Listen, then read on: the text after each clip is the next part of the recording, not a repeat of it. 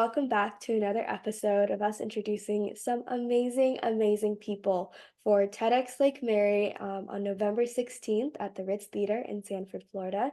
We have 12 incredible speakers and incredible ideas, and I'm just so excited to dive in and just continue learning more and more about the colorful lives and accomplishments they've all gotten. So today, thank you so much, Latisha, for joining us today.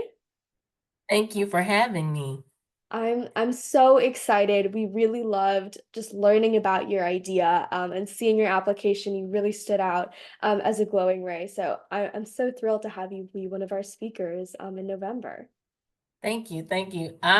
So when I saw that it's so what the weird thing is, I put TEDx on my vision board, right, for this year, but I'm thinking it wouldn't happen this year. I'm just thinking it's something that could happen in the future, maybe a year or two down the line. And then when I found out that TEDx was going to be in Lake Mary, I was like, "It's perfect opportunity to apply." Yeah, Yeah, well, so I would love to talk a little bit more about that. But first, why don't we give some background about you and what you do? So why don't you introduce just a little bit about yourself? So, my name again is Latisha Howard. I'm a captain with the Seminole County Sheriff's Office. I have almost 30 years experience in law enforcement, with 20 of those years being a leader. I actually work inside of our correctional facility where we change hearts and minds of individuals who are incarcerated within Seminole County. In my personal life, I love to serve the community. I have a nonprofit that I founded. It's called She Was Me, and it's based on my life as a teenager, to show the young ladies in the community that you're not your past decisions or past mistakes. So I'm very proud of that. I'm a wife. I have three amazing children and three amazing grandchildren.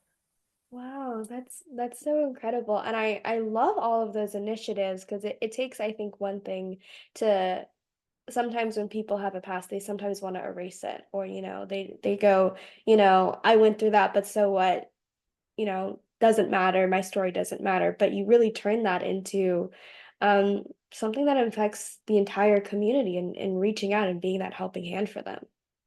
Yeah, and I think initially I was that person who I was Mm. like, I really don't want to tell my story, not because of shame, but just being private.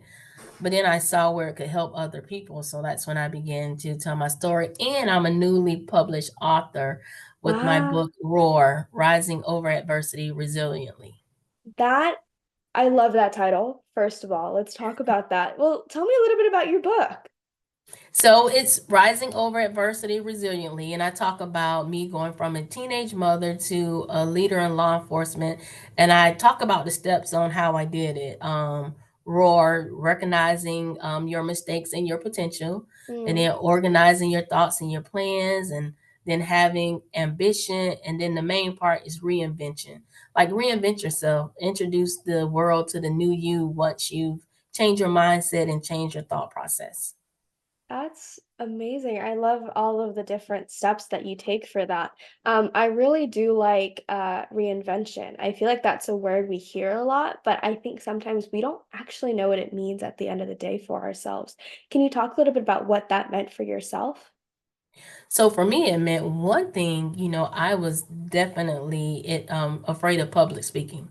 Oh, So one of the things I did was join Toastmasters and kind of, accomplish that and did that, that fear of talking in front of people was like a major fear of mine.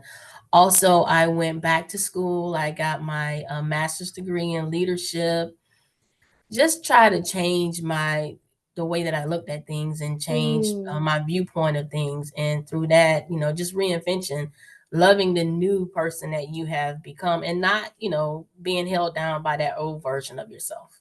yeah, definitely. And I think a really big part of that that I see is, the willingness of becoming a student again. I think Yes. sometimes when we grow out of high school or college, we're like, oh, we'll never go back to school. There's nothing more I have to learn there. But obviously the truth is we're constantly learning, we're Yep. constantly evolving. So that's really beautiful.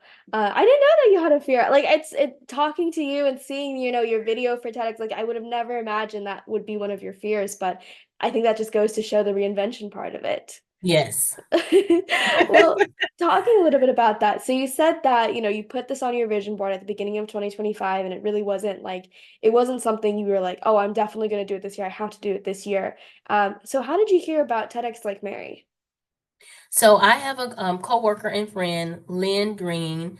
Mm. She was telling me about the TEDx Lake Mary, and I was like, I hadn't seen it. So she sent me the information, and she was like, "You should go for it." And I said, "I will." I said, "I know I'm not going to get it, but I'll." Oh, I said, "I'll go for it anyway." And I mean, look, we're here, so it's we meant are. to be. Yep. Yes.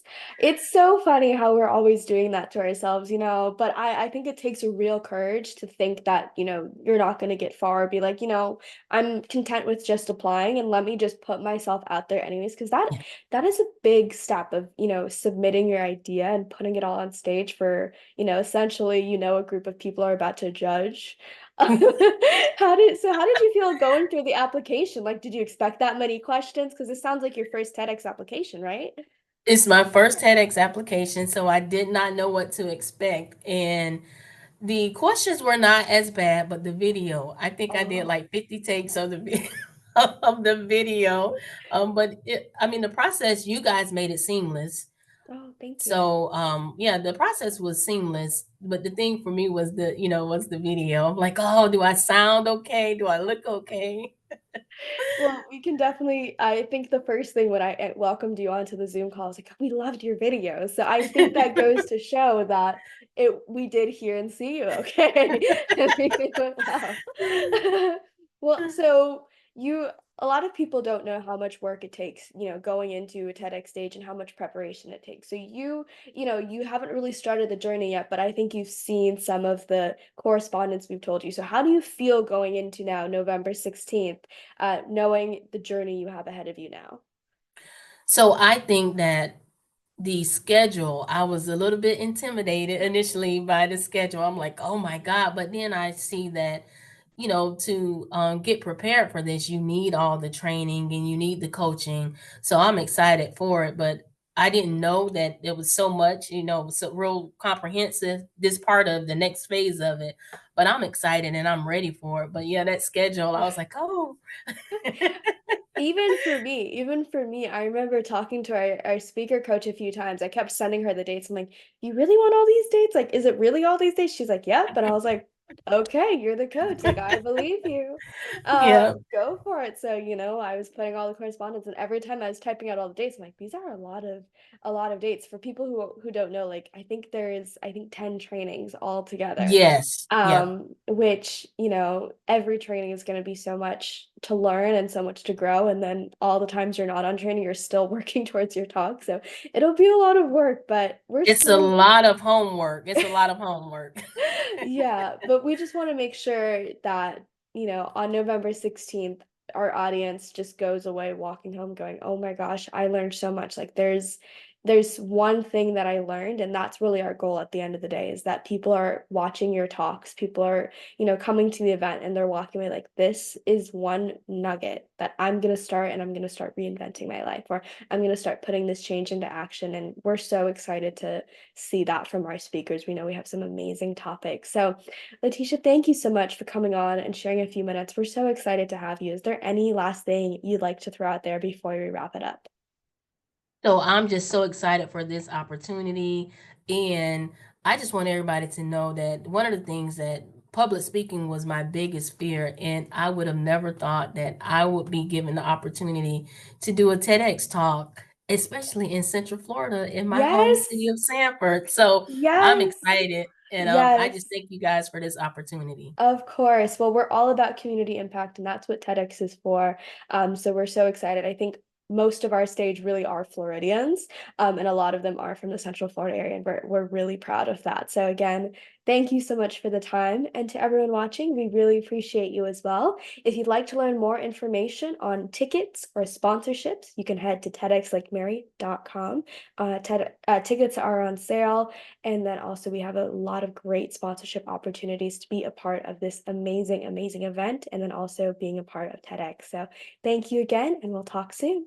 Bye. Thank you.